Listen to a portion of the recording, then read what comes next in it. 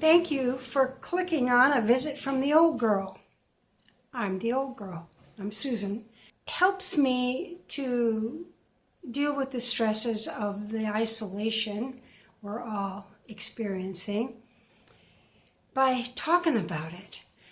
And I thought that maybe you would also like someone to talk with you. My husband and I have a really lovely home that he built. We're comfortable. We have all the supplies we need.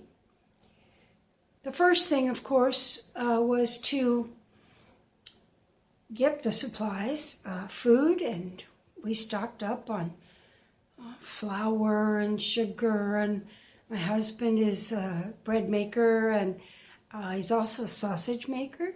And so we bought some pork cushion meat so that we could make breakfast sausage and Italian sausage and Polish sausage. We have a freezer, so we're all set. We've got food for a month, and we could stretch it to 2 months if we needed to. Our medications, we're both caught up on our medications, and we have a backup. And so next thing is what to do with 24/7 without going anywhere or getting closer than 6 feet from anyone else. And so here we are. So that's a situation I'm in. And my guess is that you're in the same situation, but maybe you're alone. And that would be very difficult, I would think. So I thought I would give you a visit. Stop in, say hello. So when you see my picture on the YouTube and A Visit from the Old Girl, that's me knocking on the door. And when you click on it, that's you answering the door and inviting me in. I don't have anything terribly exciting to talk about today, other than I'm just really, really happy that we have this new method, well, new to me anyway, of communication. I started taking some courses at the community college here where I live, and I've been enjoying that. That's been real different. I am the age of most of the students' grandparents. I have grandchildren their age, and so that's been a very different experience for me. But now the campus is closed and I'm staying home. So what to do, how to keep busy. There's lots of things to do. The main thing that is lacking is the one-on-one contact. So especially I would think for people who are not up to date on their virtual communication skills. Something called Skype and something called FaceTime, and I'm fortunate in that my son, who is in Japan, moved to Japan, of all timing in the world. January 1st, he moved to Japan and has been dealing with the circumstances of the COVID-19 there. 3 or 4 weeks ahead of us, actually almost 2 months ahead of us having to deal with it. So I really appreciate Skype because we can speak person to person. I can see his face. Although we don't usually use the camera because it slows the transmission down and it makes it harder to keep a connection. But we use the audio, and it's wonderful to hear his voice. And it's so amazing that here he is, thousands of miles away in a foreign country, and here I am in the good old USA, and I can talk to him. Now at the moment there's 16-hour time difference, so it's morning for him and the middle of the night for me, or the opposite. But it's just a wonderful, wonderful thing. And now I'm making this YouTube video, which is kind of exciting for me. I haven't done anything like this. I have done. I started to do one. So this summer, my husband and I live in the desert, in Southern California desert, and there was a rattlesnake in the rosemary bush when I went out to do some raking. And so I call for my husband, and he has this lasso thing that's kind of like a fishing rod with a loop on the end. And so he came out, and I sprayed a hose on the snake, because cold water slows them down, and it was trying to get away, and my husband was able to lasso it with this fishing rod kind of thing and yank on the cord and capture him, and the pole's real long. It's probably 12 feet long. So we killed it, and I decided to skin it. So I skinned it and cleaned it, and we were going to eat it, but I kind of backed out at that point. But I skinned it, and I tanned it. I learned how by watching YouTube videos. I tanned it, and we're getting ready to mount it. In the meantime, school started, and this virus came into everybody's lives, and I've been distracted from that and felt that there would be more of a need for a visit from a stranger, but a fellow human being who maybe can share some of your experiences and make it a little more tolerable to be so isolated from other people.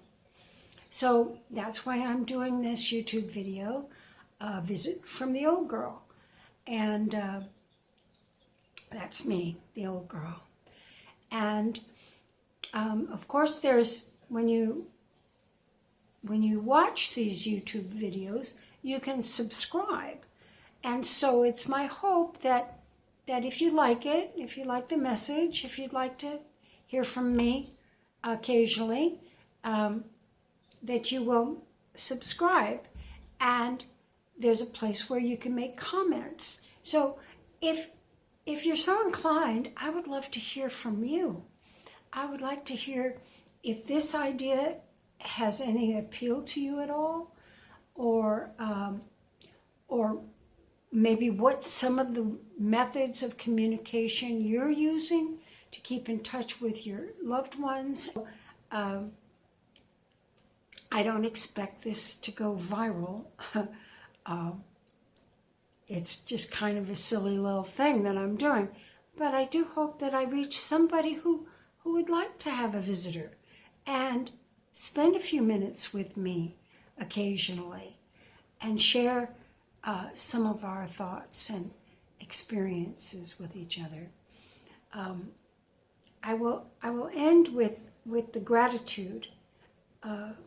First of all, I'm very grateful that the state of California, that our governor, Newsom, asked that we all stay home. He shut down the schools and the bars and restaurants and all the non-essential businesses. And this will save lives, I'm sure of it. So I'm very grateful that he did that. I know that a lot of people will be in trouble for this.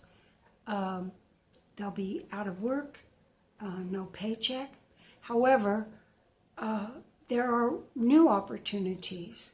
I know our local Smart and Final is hiring people to stock the shelves as they get their shipments in every day, so that people can continue being supplied with their everyday needs and all their food. And we have a lot of family and friends who are restaurant owners or workers, and since they've been shut down, a lot of them are doing delivery. So it's working out that a lot of the people who are waiters and waitresses at the restaurants are now delivering food from that same restaurant to people who are homebound or just isolating, staying in, not going out. And what a convenience. And they're keeping their jobs. I'm really happy about that. I've been hearing every day how different companies are hiring more people. We see our UPS driver and our FedEx delivery guy usually at least once a week, sometimes 2 or 3 times a week. And it's nice that I'm grateful for this. I'm grateful that we can order things and they can be delivered to our house without us having to risk the public. And when we do go out, I mentioned Smart and Final. Our Smart and Final opens at 7:30 for seniors. So everybody 65 or older can go shopping. The first half hour is open for seniors. And then after we've done our shopping, they open to the other people. And people have been very gracious. They wait in line outside, keeping a distance of 4 or 5 feet from one another. It's all very orderly and very sensible. And we were done shopping for the things that we still needed. And as we were going to the car, they were opening the doors so the other people could go. We're not doing without anything. So additionally, I'm grateful for Netflix and Hulu and Prime and what's the other one? Acorn. I've been watching a number of series and enjoying them. I'm grateful for all the good things that are coming about because of this. I'm terribly sad about the loss of life, and especially concerned about my peers, people my age and older. I'm 70 years old, and especially when they have also additional risk factors, heart disease and asthma. I have asthma and other conditions that would make it difficult for them to survive COVID-19. I'm terribly, terribly grateful. I can't tell you how much